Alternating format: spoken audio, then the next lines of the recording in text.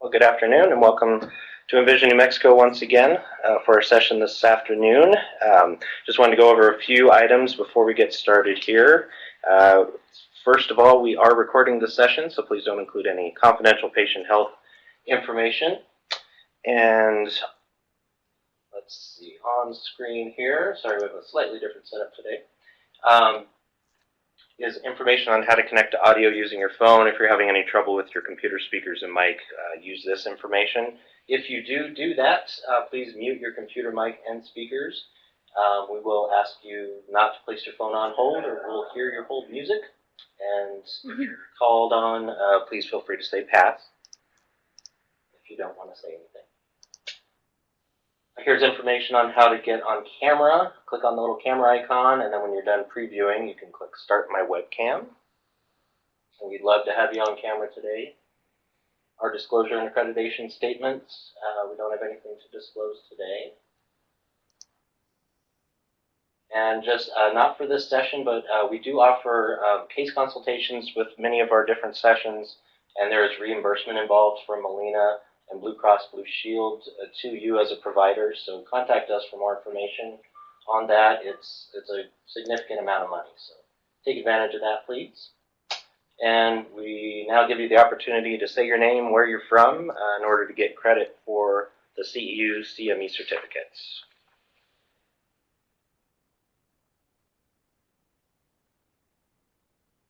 Looks like we have multiple people typing in. We can go ahead and go around the room as well. I'm Caitlin Adams. I am a Quality Improvement Specialist here at Envision New Mexico with the School-Based Health Center Improvement Program. Good afternoon. I'm McKean Sharf. I'm the Program Manager for the Quality Improvement School-Based Health Center Quality Improvement Program here in Envision. Good afternoon. I'm off the screen, Elena Scher, Senior Statistician in Envision New Mexico.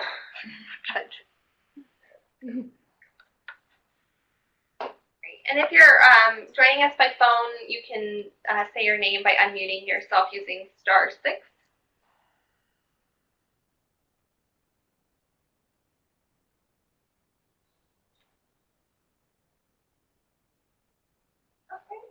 Okay.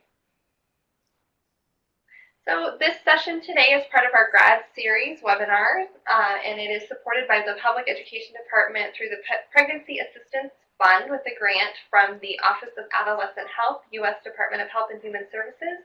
The content is the responsibility of the presenters and does not necessarily represent the official view of OAH or the department. And today we have Randy Capoletti. She is a psychology doctoral candidate at Emory University and one of the co-authors of Exposing Reproductive Coercion. It's a toolkit for awareness raising, assessment, and intervention.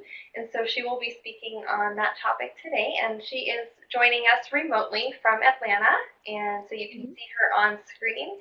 Thank you so much for presenting today, Randy. We will go ahead and turn it over to you to begin your presentation. Thank you, Caitlin, and thank you for inviting me to speak. Let's see here. Yes, I can forward the slides now. All right, well, again, thank you so much for having me. I'm very excited to be here speaking today about reproductive coercion and its impact on reproductive health. As Caitlin mentioned, I'm one of the co-authors of Exposing Reproductive Coercion, which is a toolkit for awareness raising, assessment, and intervention. I believe everyone was provided with a PDF of the toolkit who signed up for today's talk. I encourage you to look through it after this talk. It's got a lot of great information on it. It has fact sheets for awareness raising. It has a wonderful self-quiz, and it has assessment and intervention tools for both reproductive health care practitioners and domestic violence advocates. This toolkit was a collaboration between 3 nonprofit organizations, the Feminist Women's Health Center here in Atlanta, Georgia, and 2 national domestic violence organizations, the National Coalition Against Domestic Violence and the National Organization for Men Against Sexism. And all 3 of these organizations are very committed to raising awareness around the issue of reproductive coercion. A little bit about my background before we begin. I did my undergraduate work at the University of Southern California Fight on Trojans, where I double majored in health and humanity and gender studies, and that's really where I became interested in issues related to women's health. I decided to do my graduate work at Emory University, where I've been studying the behavioral aspects of reproductive health. I'm particularly interested in contraceptive use and non-use amongst adolescents. And I've also been working for the last 2 years as a consultant to the Feminist Women's Health Center here in Atlanta, which is a nonprofit reproductive health clinic that provides comprehensive reproductive health services to the women of Atlanta and beyond. I've done several projects for Feminist Women's Health Center, including the reproductive coercion toolkit I mentioned, and more recently, I've been assisting with the development of their Black Women's Wellness Program aimed at addressing health discrepancies in Atlanta amongst minorities. So today's talk is going to be split into 5 sections. We're going to start by asking the question, what is reproductive coercion? What are we talking about today? What is this phenomenon? 2, what is the link between reproductive coercion and intimate partner violence, or IPV? 3, assessment. How do we assess for reproductive coercion in a clinical setting? And moving swiftly into 4, after we've assessed for reproductive coercion, how do we intervene successfully in cases where we suspect reproductive coercion? And finally, 5, I'm hoping to leave time for discussion and questions at the end of this talk. I think we should have at least 15 minutes at the end for discussion and questions.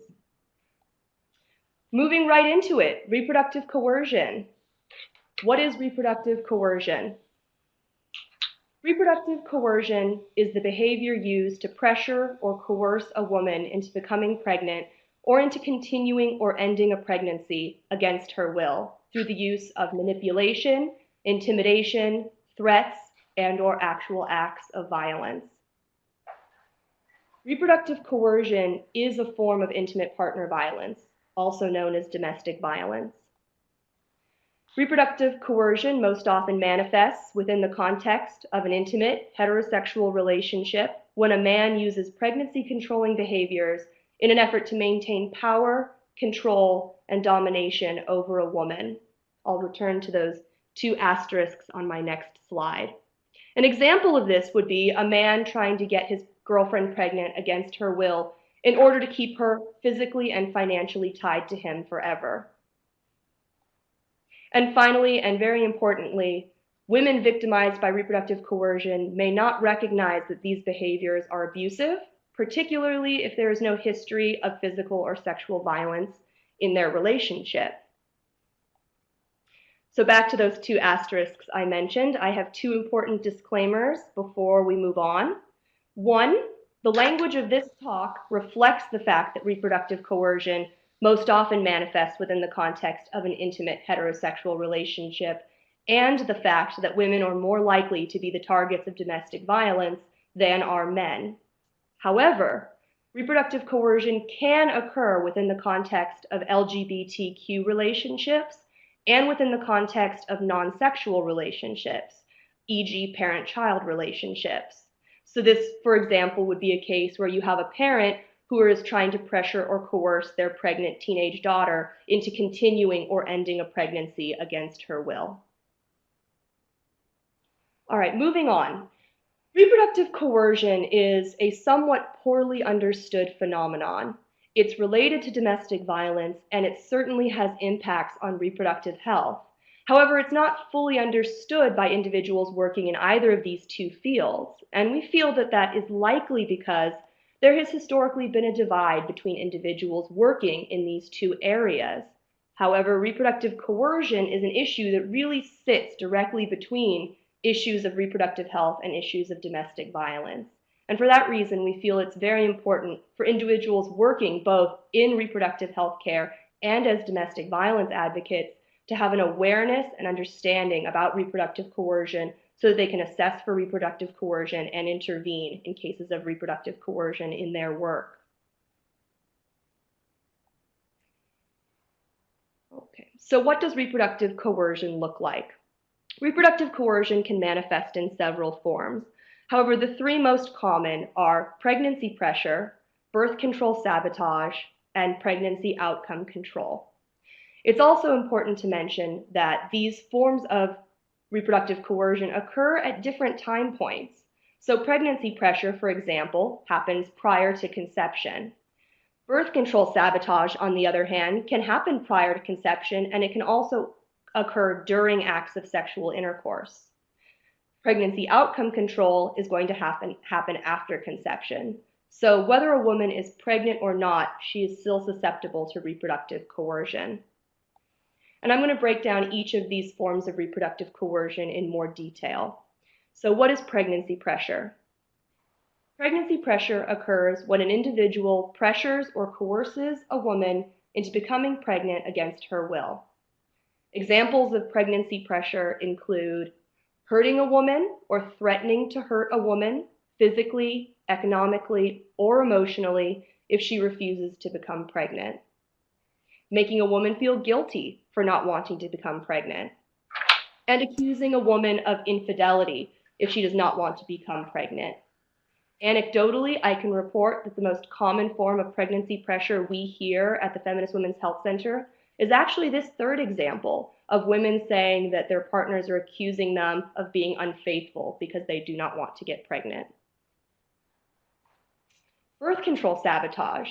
Birth control sabotage, as it sounds, occurs when an individual interferes with a woman's use of contraception to cause her to become pregnant against her will. Examples of birth control sabotage, and they are varied, include refusing to pull out when previously agreed upon, pulling off contraceptive patches, pulling out vaginal rings, hiding, tampering with, or destroying birth control pills. Again, anecdotally, a common story we hear is flushing birth control pills down the toilet, refusing to use condoms, breaking condoms during sex, pulling condoms off during sex, poking holes in condoms. Condom sabotage is, again, very commonly reported by our patients. And finally, physically or economically preventing a woman from obtaining contraception. Pregnancy outcome control. Pregnancy outcome control occurs when an individual pressures or coerces a woman into continuing or ending a pregnancy against her will. Examples include making a woman feel guilty for wanting to continue a pregnancy or have an abortion, convincing a woman that she has no other option but to continue a pregnancy or have an abortion, or hurting a woman or threatening to hurt a woman physically, economically, or emotionally if she continues a pregnancy or has an abortion, and finally, physically assaulting a woman in an attempt to induce a miscarriage. Reproductive coercion is not a small issue. An estimated 10.3 million women in the United States report having or having had an intimate partner who had attempted to get them pregnant against their will, or who had refused to use a condom. So moving on to reproductive coercion and intimate partner violence, the link between these two phenomena. Well, a growing body of research is providing evidence for a connection between intimate partner violence and less obvious forms of coercion, such as reproductive coercion, that have major implications for reproductive and sexual health. I think most of us have heard the statistic that 1 in 4 women will be victimized by intimate partner violence at some point in her life. And we know that intimate partner violence is associated with an increased risk for a number of poor reproductive health outcomes. For example, women who are being abused by their intimate partners are at increased risk for unintended pregnancy, sexually transmitted infections, women not being able to use their preferred contraceptive method, miscarriage, repeat abortions, and poor pregnancy outcomes. And just to highlight the strength of this association, when intimate partner violence is present in a relationship, a woman's risk of unintended pregnancy actually doubles. But why should this be the case? Why should women who are in abusive relationships be at increased risk for unintended pregnancy and sexually transmitted infections?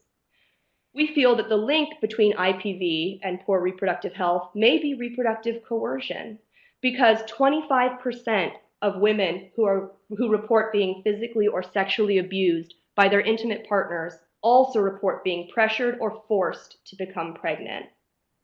So you can think of reproductive coercion potentially as the missing link between intimate partner violence and poor reproductive health, including increased risk of unintended pregnancy and increased risk of sexually transmitted infections.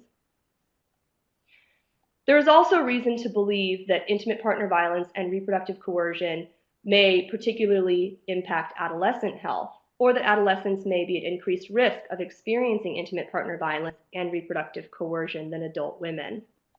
For example, we know that non-fatal intimate partner violence peaks during late adolescence. So adolescent girls are more likely to experience non-fatal intimate partner violence than are adult women.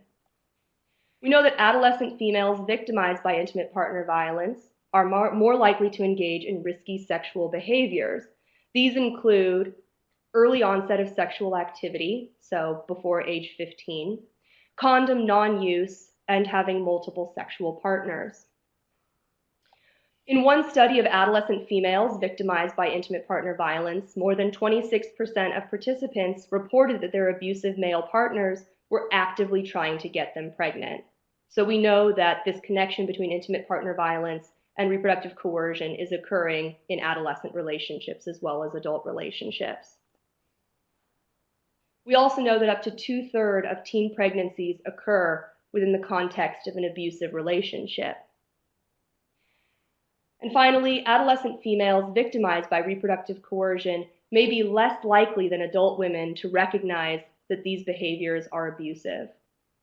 So for all of these reasons, we feel that adolescent girls may be at particular risk for reproductive coercion and the negative pregnancy outcomes or negative reproductive health outcomes associated with it. There's also anecdotal evidence to support that adolescent females are experiencing reproductive coercion. I've selected a few quotes to share with you that I feel encapsulate this issue, but I could have chosen from many, many more. So for example, here's one quote. He was like, "I should just get you pregnant and have a baby with you so that I know you will be in my life forever." And that was from a 19-year-old girl. He used condoms when we first started, and then he would fight with me over it, and he would just stop using condoms completely and didn't care. This is from a 16-year-old girl. And finally, "I was on the birth control pill and I was still taking it, and he ended up getting mad and flushing it down the toilet, so I ended up getting pregnant. I found out that before this, he talked to my friends and he told them that we were starting a family. I didn't know that. I didn't want to start a family. I wanted to finish school." And that's from a 17-year-old girl. So assessing for reproductive coercion. How do we assess for reproductive coercion in a clinical setting?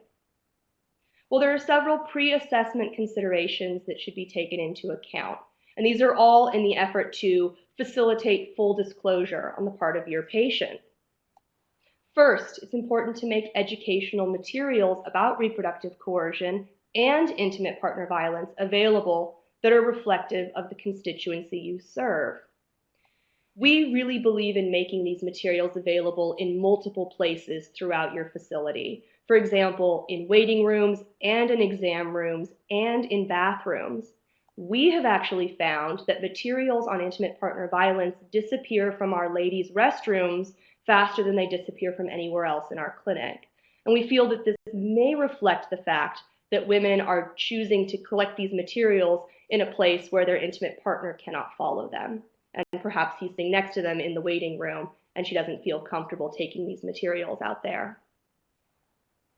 Second, have signage in all waiting areas announcing that as part of clinic policy, all patients must speak with a clinician in private for at least a portion of their visit. This ensures that you'll have an opportunity to discuss these sensitive issues like reproductive coercion and intimate partner violence without her intimate partner being present. And establish a private place where patients can be interviewed alone and where conversations cannot be overheard or interrupted. Again, in an effort to encourage full disclosure. Importantly, always disclose the limits of confidentiality prior to assessment.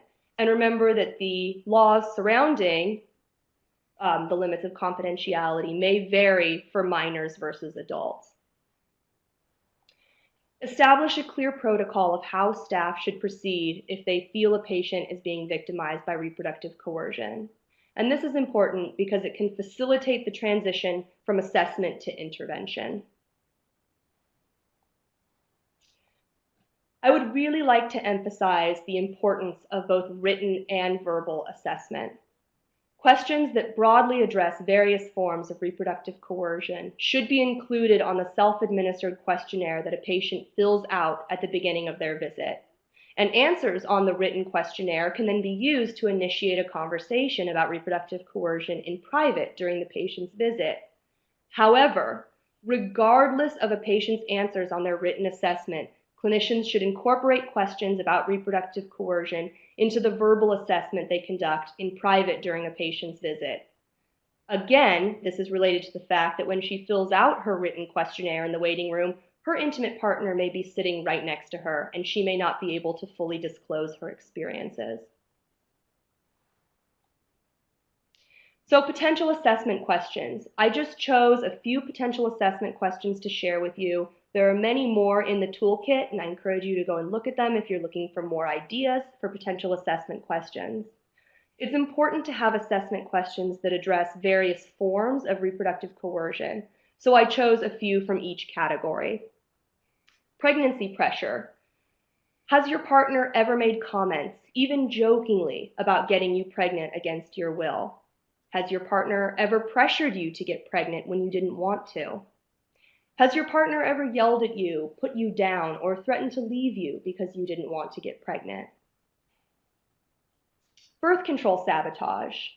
Have you ever had to hide your birth control from your partner? Has your partner ever tampered with your birth control, thrown away your pills, or pulled out your ring? Has your partner ever refused to use a condom when you asked him to? Has your partner ever refused to pull out during sex, even though he said he would? Do condoms seem to break a lot during sex? And this is actually a question that we've had a lot of success with in assessing for reproductive coercion. It turns out that if a man is purposefully breaking condoms during sex, his female partner is likely to be unaware of what he's doing, and she may think that condoms are breaking of their own accord every single time she and her partner have sex. So this question can be very useful in assessing for reproductive coercion in cases where women really are fully unaware that the behavior is even happening. Pregnancy outcome control. Do you and your partner agree on what you should do about your pregnancy? Continue the pregnancy or have an abortion? Is your partner pressuring you to do what he wants you to do with your pregnancy, even though it's not what you want? And are you worried about what your partner will do if you do not do what he wants with your pregnancy? Again, these are just some potential assessment questions, and there are many more in the toolkit if you're looking for other ideas. So the manner in which you initiate a conversation about reproductive coercion with your patient is going to vary depending on the services she's at your clinic to receive. For example, if a patient is seeking birth control, you might initiate a conversation about reproductive coercion somewhere along the lines of, because it happens so often, we've started talking to all of our patients about birth control sabotage. Is your partner okay with you using birth control? Has your partner ever tampered with your birth control? But if a patient is already pregnant, the conversation is going to be different and may go along the lines of, a lot of times partners disagree about how to deal with an unintended pregnancy. Does your partner have a strong opinion about what you should do with your pregnancy? Are you worried that your partner will be angry if you do not do what he wants with your pregnancy? Moving right into intervention. How do we intervene when we suspect reproductive coercion? Before we move into intervention techniques, I want to share with you the results of Miller et al., which was a study published in Contraception in 2011. And this study examined the efficacy of a family planning, clinic-based reproductive coercion intervention strategy. This study was done with 4 freestanding urban family planning clinics in Northern California. 2 of the clinics were randomly assigned to implement this new reproductive coercion intervention strategy, and the other 2 did not implement this strategy. They had a large sample size of women who participated in the study. These women were English-speaking and Spanish-speaking women between the ages of 16 and 29.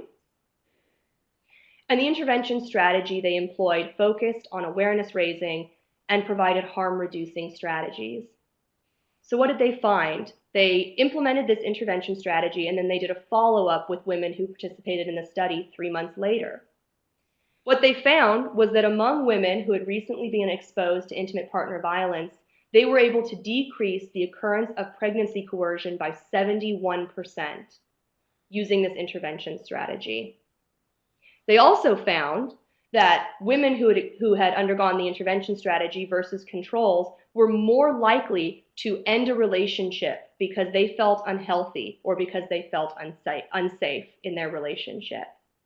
And the reason I share these results with you is just to emphasize that we know that reproductive coercion intervention strategies can work and they can make a difference. They can decrease the incidence of pregnancy coercion, and they can encourage women to examine their own relationships and choose to leave a partner that they feel is abusive. So moving on to intervention strategies. Any reproductive coercion intervention strategy is going to have 3 important steps. Step 1 is going to be address the quality of her relationship. Step 2 is going to be help her take control of her own fertility. And 3, very importantly, is going to be help ensure her physical safety. And we're going to go through each of these steps in more detail. So step 1, address the quality of her relationship.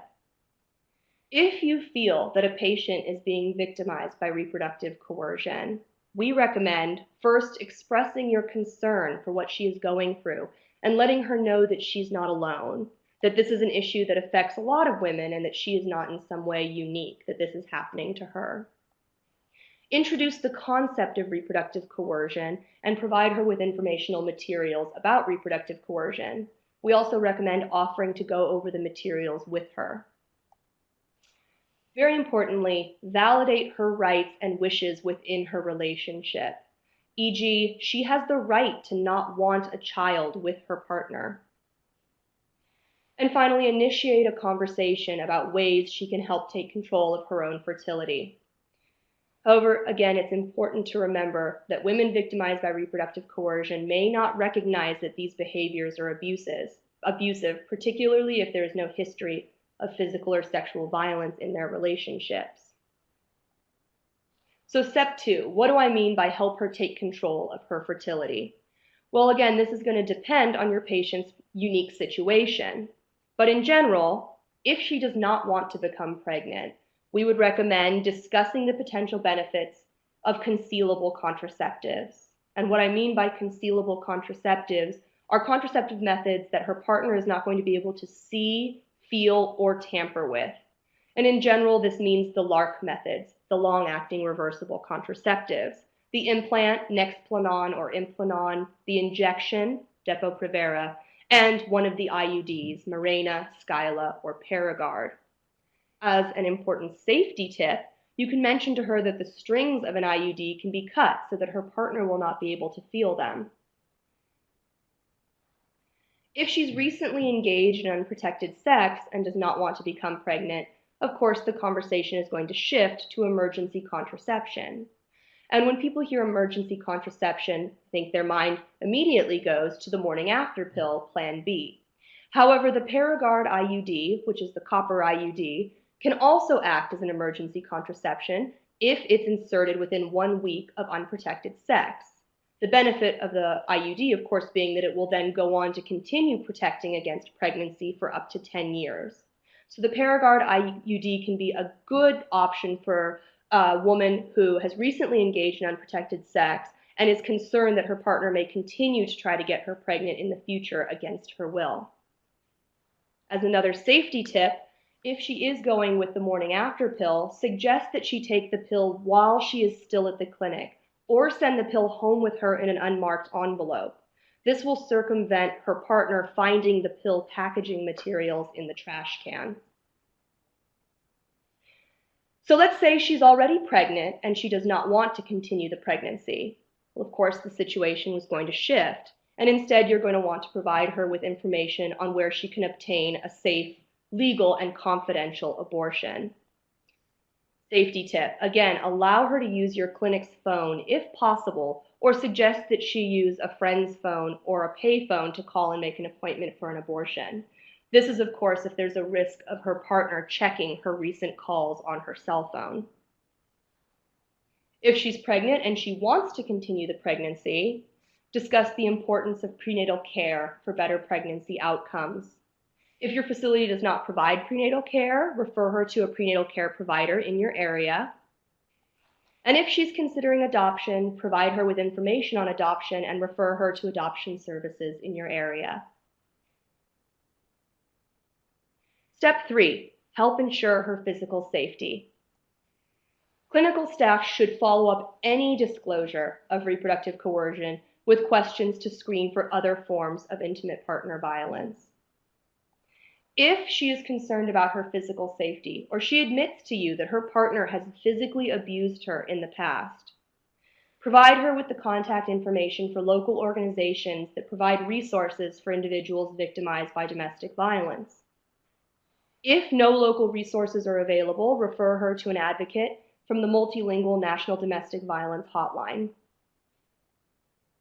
Same safety tip as before. Allow her to use your clinic's phone if possible, or suggest that she use a friend's phone or a pay phone to call a domestic violence organization or hotline, again, if there's a risk that her intimate partner is going to check her recent calls on her cell phone. If she's experiencing abuse that you are obligated to report to the state, explain the reporting process and involve her in the writing of the report. So this is a sample script that we've written for intervening in cases of reproductive coercion. From what you've told me, it sounds like your partner may be trying to get you pregnant even though you've told him you don't want a baby right now. Thank you for sharing this information with me. This happens to a lot of women, and I know it must be very stressful worrying that you're going to get pregnant. Your partner's behavior sounds like reproductive coercion. Reproductive coercion is a form of intimate partner violence where a man pressures or coerces a woman into becoming pregnant or into continuing or ending a pregnancy against her will. Remember that you deserve to make your own decisions about your body and your future without being made to feel afraid. I have informational materials on reproductive coercion that I can give you and go over with you if you're interested. Right now, I would like to talk to you about forms of birth control that your partner will not be able to feel or tamper with. So I know we went over a lot of information in a short amount of time. I just want to summarize some of the highlights for you. 1, reproductive coercion is the behavior used to pressure or coerce a woman into becoming pregnant or into continuing or ending a pregnancy against her will through the use of manipulation, intimidation, threats, and/or actual acts of violence. Women victimized by reproductive coercion may not recognize that these behaviors are abusive, particularly if there is no history of physical or sexual violence in their relationships. The link between intimate partner violence and reproductive coercion likely explains why women who are abused by their intimate partners are at greater risk for sexually transmitted infections and unintended pregnancy. Screening for reproductive coercion in a clinical setting can greatly reduce morbidity and mortality from reproductive and sexual health diseases and IPV. With that, I'd just like to say thank you for joining today. If you're interested in purchasing a hard copy of the Reproductive Coercion Toolkit, you can do so at the Feminist Women's Health Center website. We also have educational materials on reproductive coercion available for download in both English and Spanish. I've included the link to our website right here on this slide, and I've also included my email address, and I would be happy to answer any follow-up questions. Please feel free to email me, and thank you so much. Great. I'd like to just take this time to open it up for any questions or comments from the audience. Feel free to type in the chat box, or you can unmute yourself and share your questions or comments.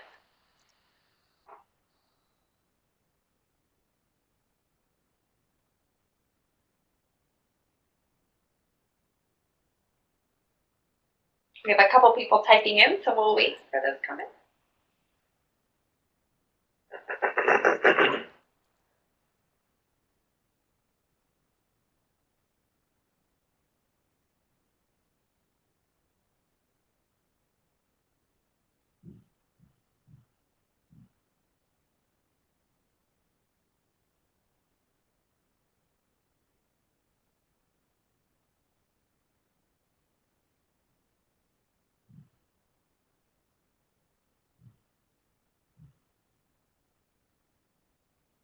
right, so Jen Robinson wrote, thank you so much for this information. Do you have a recommendation for screening tools, questions to screen for other forms of intimate partner violence after reproductive coercion has been identified, adolescent specific?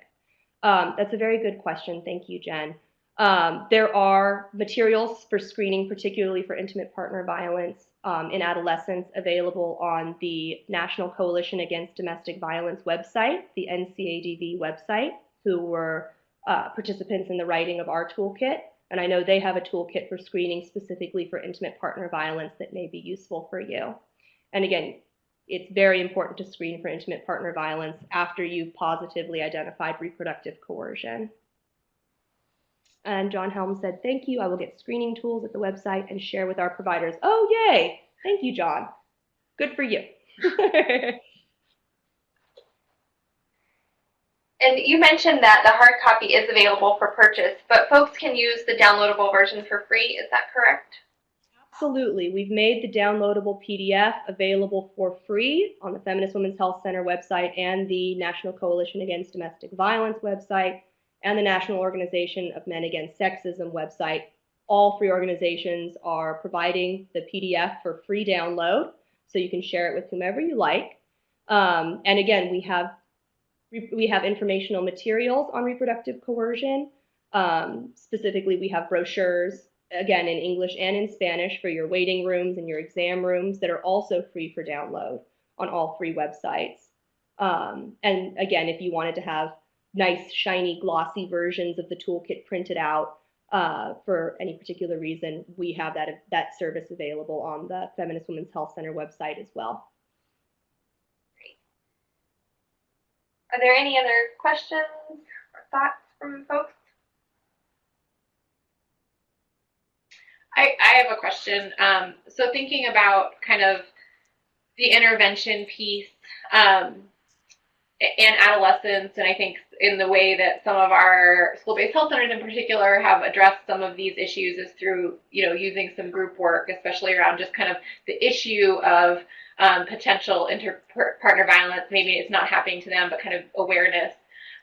What are your thoughts on that as maybe not a tool for intervention or a tool for intervention in the... Yeah, go ahead. No, I was going to say, sorry to speak over you. I was going to say that's a great point.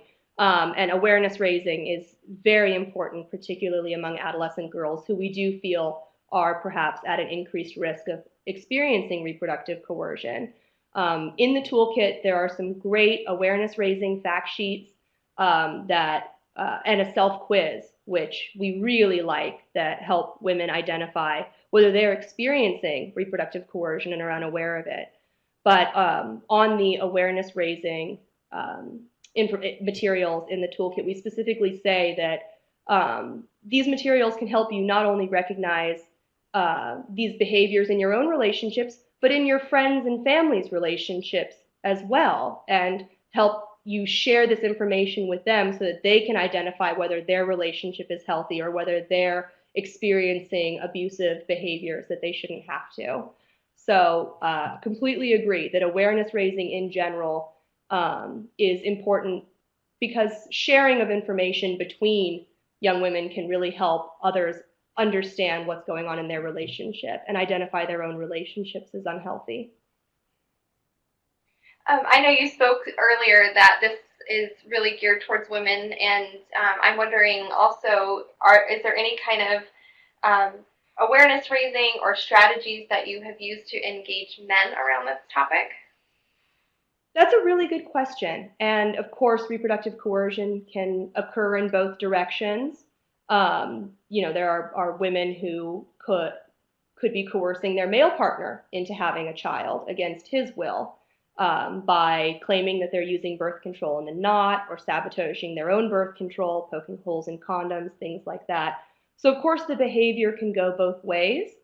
However, the reason we've specifically focused on reproductive coercion in the direction of a man using reproductive coercion against a woman is because women are the ones who are going to be affected by pregnancy, and whichever direction reproductive coercion is occurring, women are going to be the ones who are carrying the baby, and therefore they're going to be the ones who incur the reproductive health outcomes of reproductive coercion. And because this toolkit was specifically designed for reproductive health clinicians, that was why we focused on reproductive coercion in the direction of male to female. Because again, reproductive coercion in that direction is a reproductive health issue, and in the other direction is not necessarily a reproductive health issue. Thank you. No problem. Well, if we don't have any other questions, again, we have Randy's contact information on the screen and also the link, so you're welcome to use that as follow-up questions, or if you'd like to access the resources that were talked about today. So I would like to thank everybody for joining us today, and thank you, Randy, for your time and sharing everything that you have been passionately working on. So we appreciate it. Yes. And just a note, we did record this, so if you have colleagues that you think would be interested, it will be available on our website, and so you can direct folks there to hear the wonderful stuff that Randy had to say today. I know it can be a tough time, especially for our school-based health centers. Well, thank you so much. Great. Thanks. We'll go ahead and. Hi. Thank you. Thank you. Bye. Thank you.